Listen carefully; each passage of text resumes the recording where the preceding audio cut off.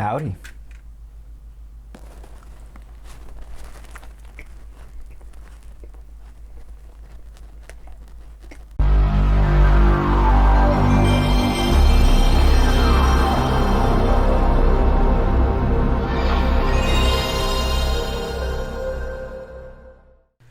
I was a Nickelodeon kid growing up.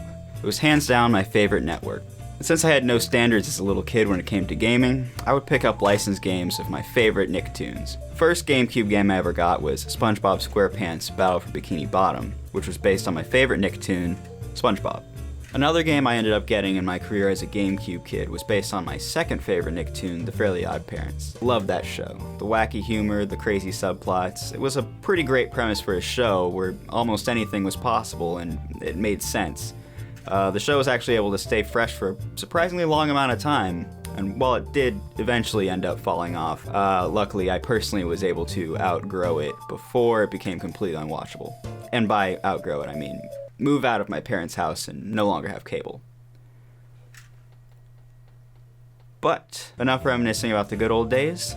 Let's see if Fairly OddParents Break Into Rules was an objectively good game like SpongeBob Battle for Bikini Bottom. The Fairly OddParents Break Into Rules.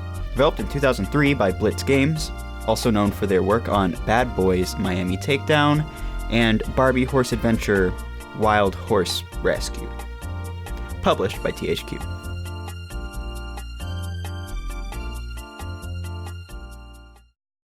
We start on what appears to be a normal day, with Timmy sleeping on top of his bed, cross-legged. Another day or two. You have to get up, Timmy! We have to prepare! Timmy, we're leaving for our, seminar weekend. Duty calls! We certainly won't be having any fun this weekend. I'm just going to go ahead and address the elephant in the room right now. The audio, especially the dialogue, sounds absolutely awful. Like this low bitrate compressed tinny garbage. I'm sure there's a legitimate technical reason why it sounds like this, but I can't help but thinking that there's not really much of an excuse, because literally every other GameCube game I've ever played sounds perfectly fine. I know the phrase phoning it in is used when a voice actor puts literally zero effort into their performance, but in this case, all the dialogue sounds like it was literally recorded through a telephone. Yep. Yeah, don't worry, Miss Strong. Yeah, I know how busy you are, but it's only a couple lines. You could probably read through them in about a day or so. You can even do it from home. Yeah, that's fine. We'll mail you some top-of-the-line equipment.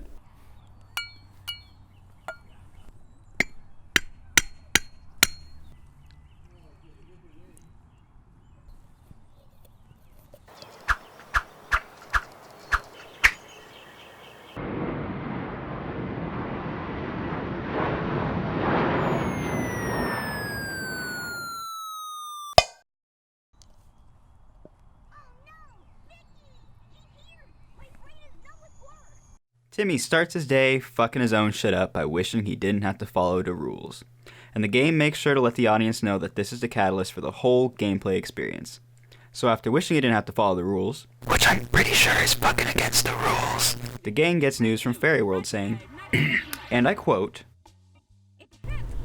"His wish broke the rules so badly that the next person to touch them will steal the wish powers of the fairies stupid enough to grant such a silly wish."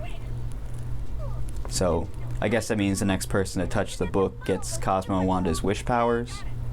And granting that wish made the book appear like 6 feet from Timmy's bed, for whatever reason. Then, of course, Vicky grabs it. I know that ripping on the plot of this game is kind of low-hanging fruit, but the whole MacGuffin that gets it going is just extremely lazy to me.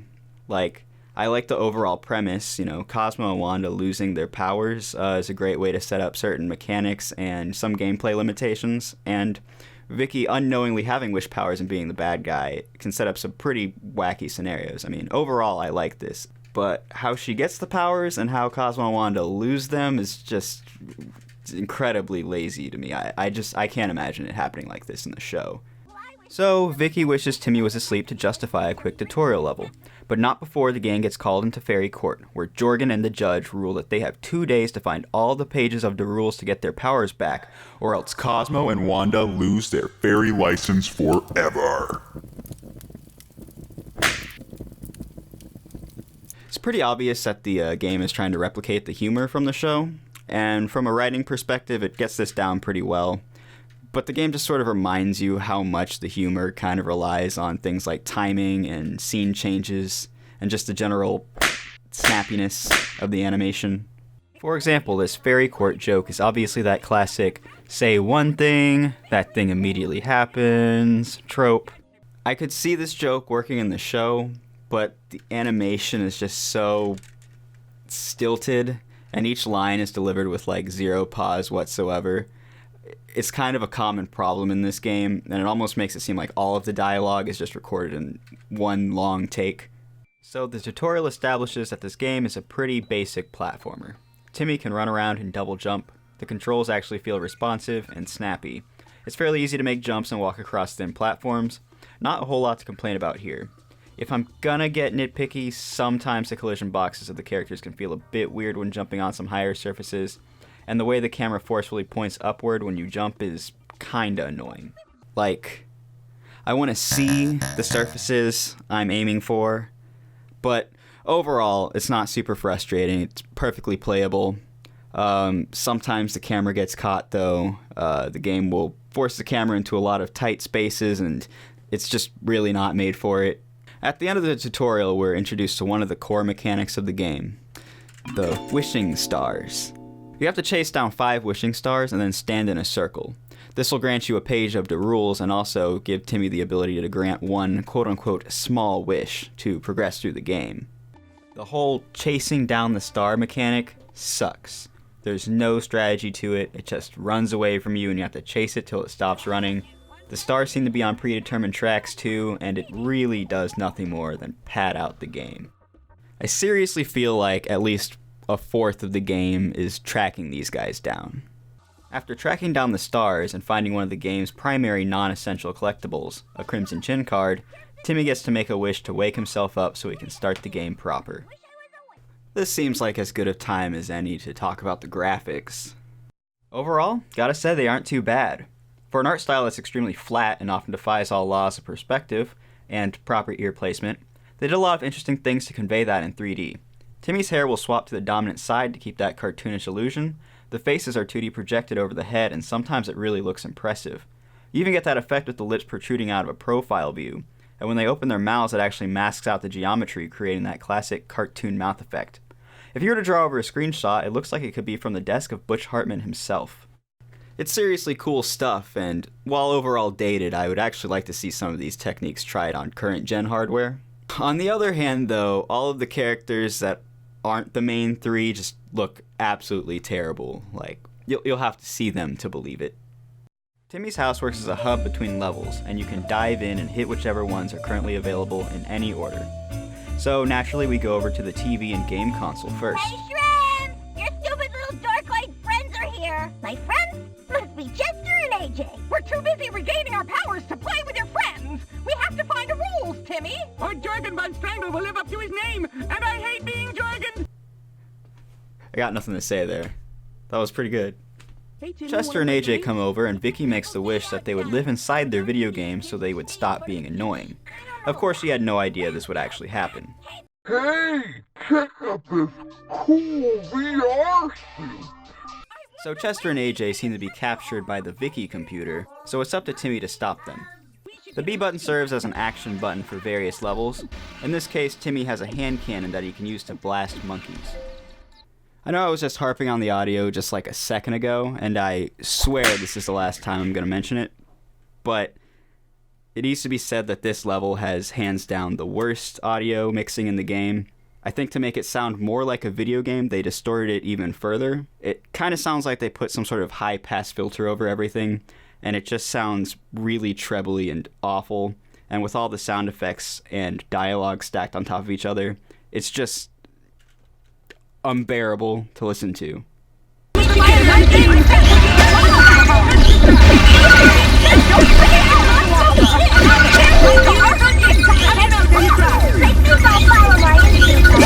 This game is incredibly easy. Just run around blasting monkeys and jumping over lava. Lava in a video game? After blasting some monkeys and chasing down some stars, we enter a room. where we have a wish circle to stand on. Oh boy, first wish of the game. Wonder what cool new mechanic Timmy's gonna wish for to spice up the gameplay.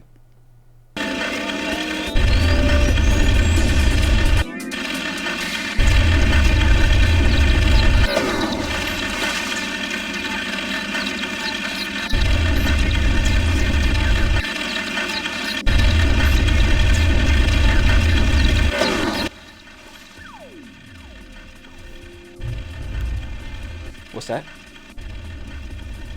You'd like to see more of this exciting gameplay? Well, I'd be happy to oblige.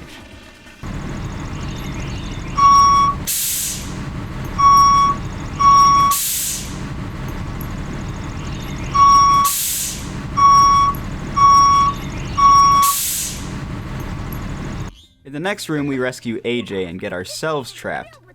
We get to play as AJ temporarily while we go rescue him by completing a pretty easy hover car race.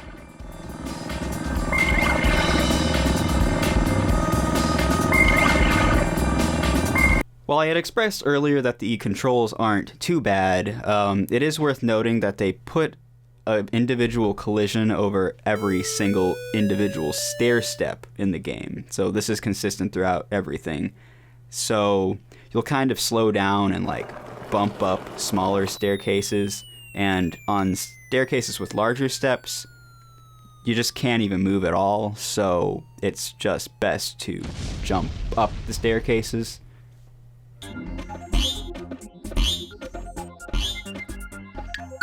This is such a cool game. After we free Timmy, we rescue Chester, where we get to play as him as we fight bees or something.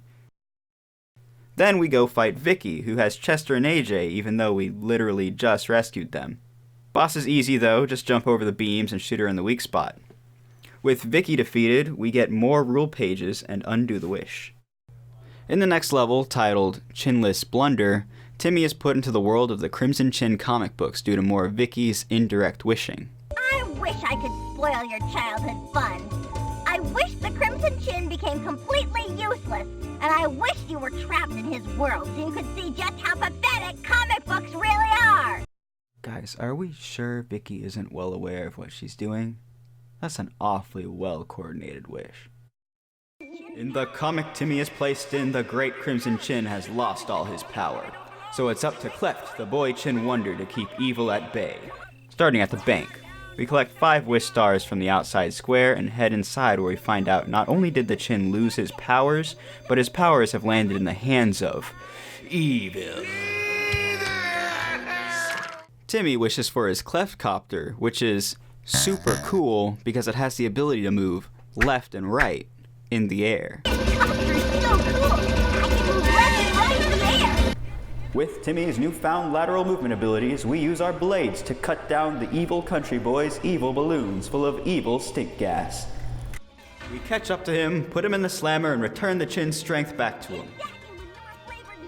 News! The Chin is strong again! Oh, ouch! I wish I hadn't seen that. Now we are back to the square from the beginning to chase down more stars. Literally in the same spot they were last time. Then we rush into City Hall to find that special woman has made off with both the mayor and the Chin's charisma. Timmy wishes for his utility Chinarang to defend himself against her henchmen in the bread factory, where she is holding the mayor hostage above some giant whisks. Then we press 3 buttons to disable them and face Spatula Woman herself. No, no, no, no.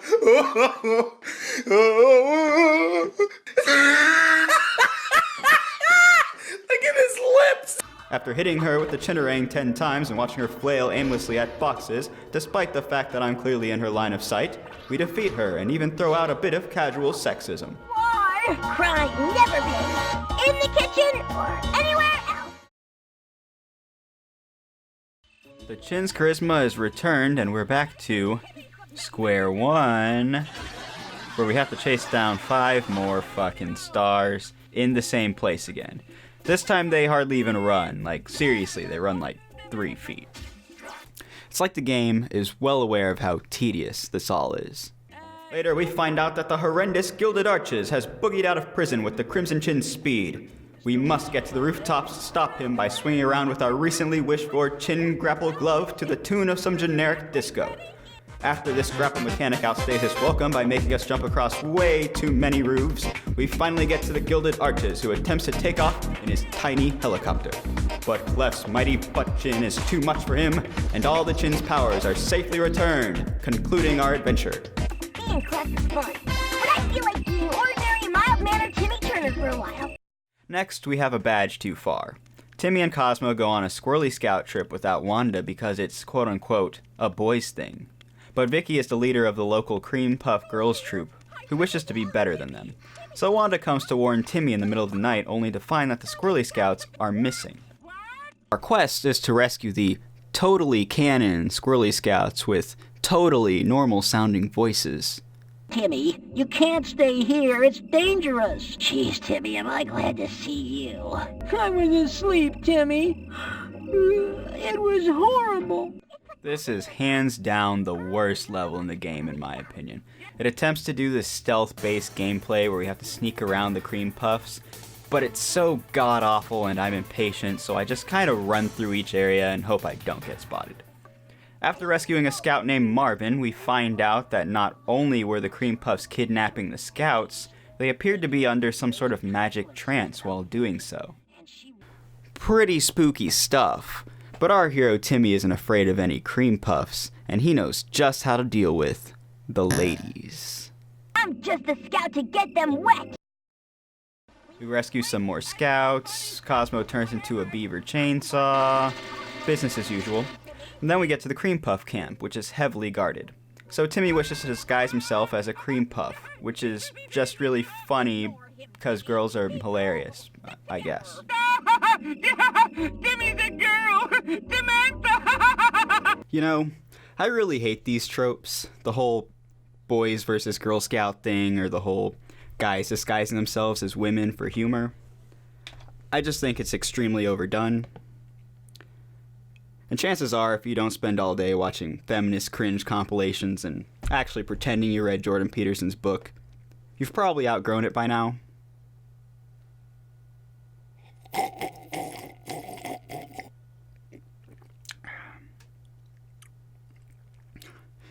It's actually fucking delicious.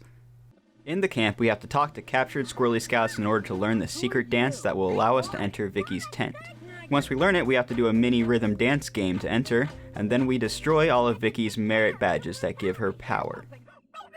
Fresh after our little game of TDR, we get thrown into a game of Crash Nebula Bandicoot.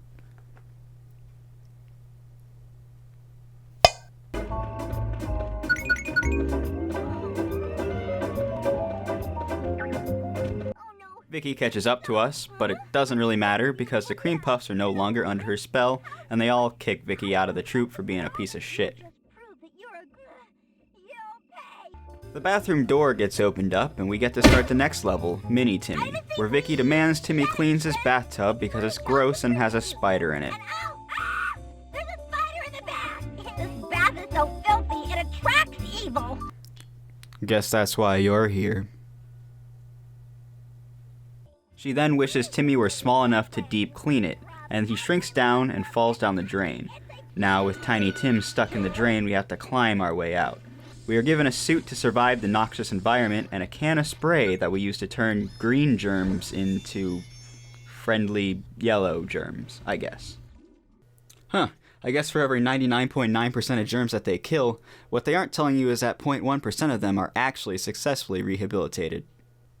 It's good to see Lysol taking a page or two out of Ronald Reagan's book on the American criminal justice system.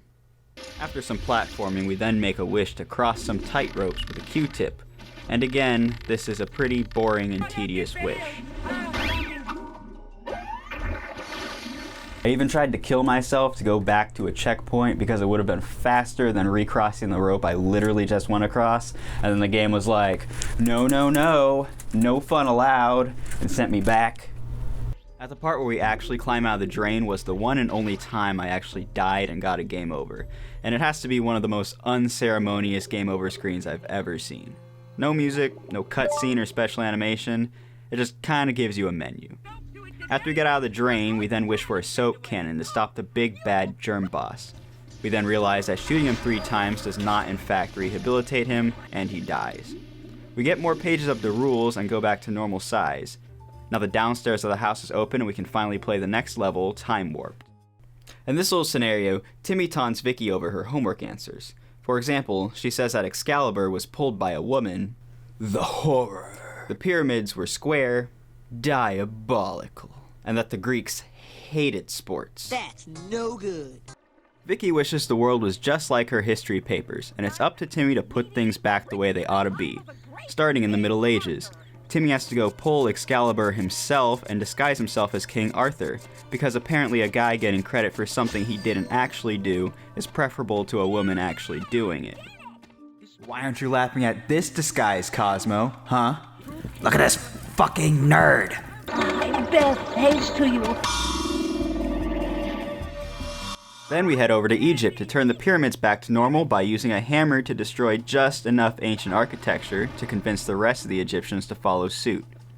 Also, we fucking kill them with the hammer too. Yes! Look! They took the bait! They're gonna alter the pyramids to pyramids! We did it! Okay, guys. Then we enter ancient Greece, and Wanda and Timmy start to fetishize the West, talking about Greece's achievements as if they were the first place to have remotely intelligent people. Hence the smell of cleverness. But the Greeks practically invented sports. But Comrade Cosmo comes in and shuts down that Eurocentric bullshit real quick. Are you sure the Egyptians didn't invent sports? They invented a lot of things. I know, I was just there. Da da da da da. It's the one and only Digo Double G. Snoop Dogg. This time we have to change the Greek statues from them holding a giant sausage on a fork to them holding a discus. And this will somehow change the entire culture, they will love sports, and everything will go back to normal. So don't worry about it. Whoa! Whoa! Whoa! This undoes Vicky's wish, and Vicky is once again guaranteed to get an F on her paper. In Bad Luck 101, Timmy has to tag along with Vicky to school because she has weekend classes. After Vicky gets splashed with a puddle by a bus, she wishes Timmy got all her bad luck for a day. And you know what that means? Anti-fairies.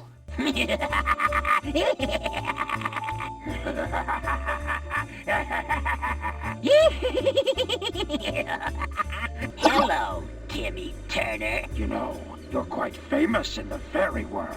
We've always wanted to play with you. We then wish for the means to capture the anti-fairies with a magnet, and stroll through the halls of the school, avoiding Crocker and the like. Also, look how small Timmy is compared to the chairs and desks, like, what the hell? In the next area, we wish for spring shoes and jump across the schoolyard towards the playground. I'm sorry, but are live carnivorous trash cans really considered bad luck? It sounds more like your general everyday sort of abomination to me. Drat, you passed my little playground obstacle course and your spine is still in one piece. I wasted a crack stepping for this? We've always wanted to play with you. I'm still gonna suck you into my neck! In the next area, we have to hide behind plants while Crocker pops out of lockers and doors and other various spots. We are given a sort of Crocker detector that turns red when he's about to pop out, but it's literally useless because he pops out of every door and locker and there's always a plant around to hide behind it. It's seriously completely telegraphed. After jet booting through the corridors, we get to the library to nab the last anti-fairy, and end up in Crocker's evil lair where he has a laser force field and a fucking electric chair. What? I go on a tangent about how Crocker really isn't a bad guy, but is in fact a victim to Timmy. But I can't really defend a guy who has an electric chair lying around. We release an anti-fairy into Crocker's new van and fuck it up. Then we head home to release the rest on the Vicky, restoring the natural balance of the world. Babysitter, they're always fun. In the next level, Crash Landing, aliens abduct Vicky. I'm not sure if Vicky made a wish for aliens to attack, or if they just happened to anyway, because if you rewind and look really close at the image, you can see that aliens are coming before she even makes the wish. I wish the aliens would attack!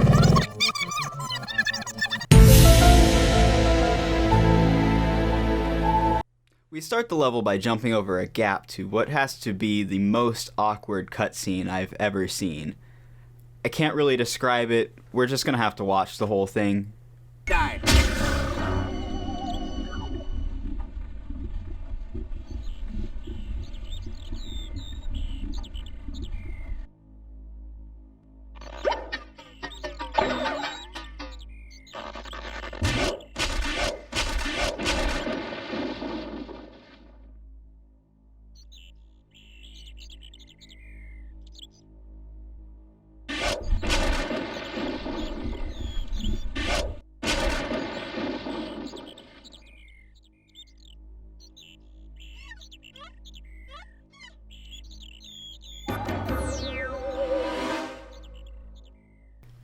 Like, wasn't that just like the most uncomfortable thing? Like, I don't know how to describe it, but it was just really awkward. And it took a lot of willpower for me not to make an elaborate dick joke. Halfway there! 3 stars to go!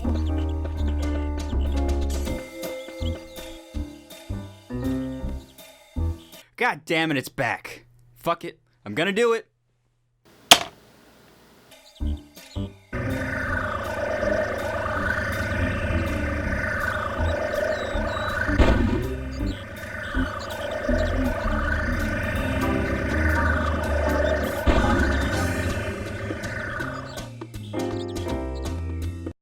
So we smash our way through some houses with some power gloves, and it's back.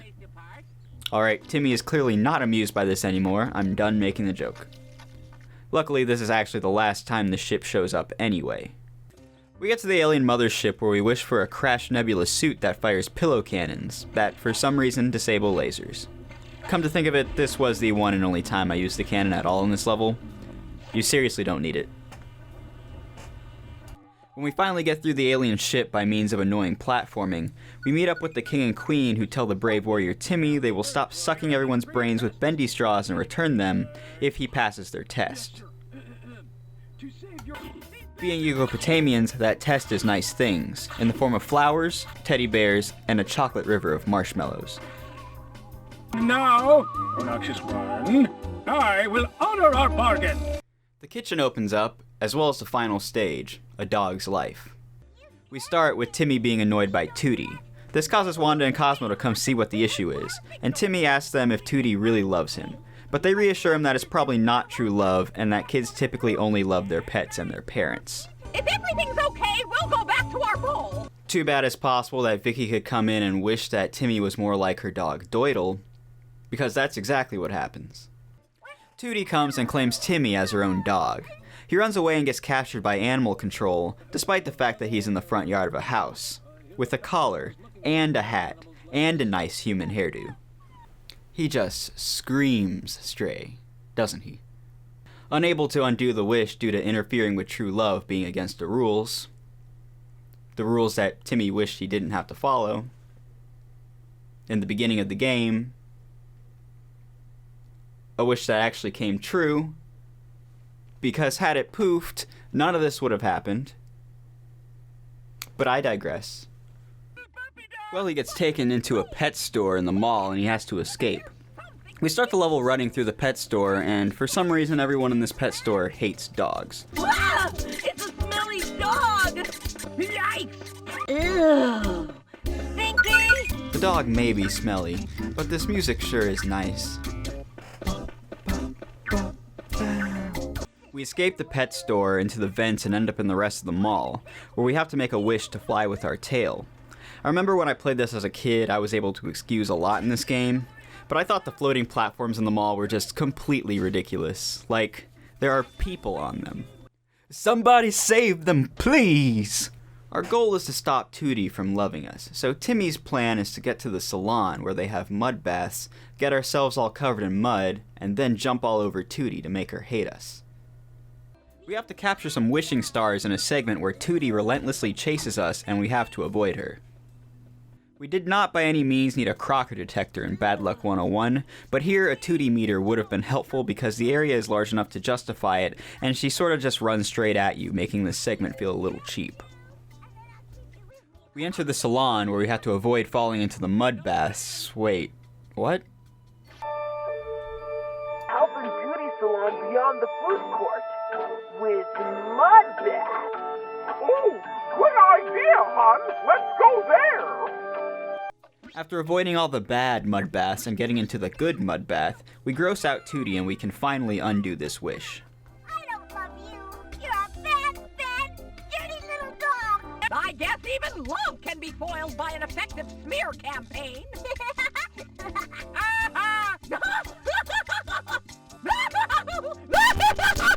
Finally, the ultimate showdown starts as a portal to Fairy World opens up in Timmy's house. Jorgen decided that the final challenge is to turn Vicky into a dragon, and Timmy must get Vicky to slam on magic plates in a certain order. The plates all make Vicky say various words and phrases. And you have to get her to wish that she had never stolen the book in the first place. I'm trying to explain this convoluted nonsense the best that I can.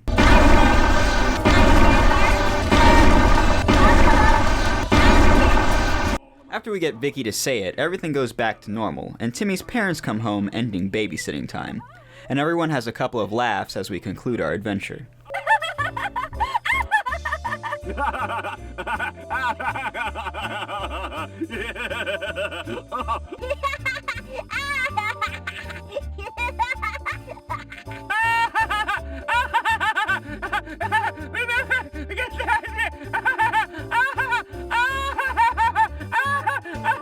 Why am I laughing?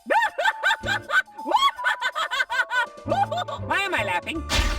So that was Fairly Odd Parents Break Into Rules. I don't have any thoughts on it other than it was fine.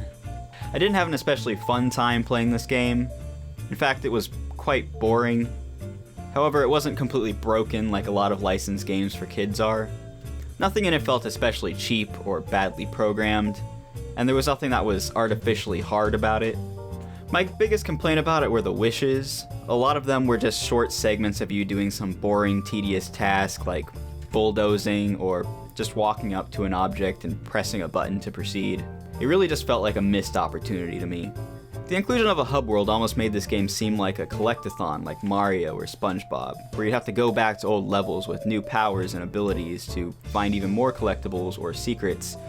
But outside of the chin cards, there's really no reason to revisit a level. In fact, one playthrough of the game and you've seen just about everything there is to it. So to answer the question about whether this game was objectively good like SpongeBob Battle for Bikini Bottom, the answer is no. Alright, bye. Whoa! Whoa! Whoa.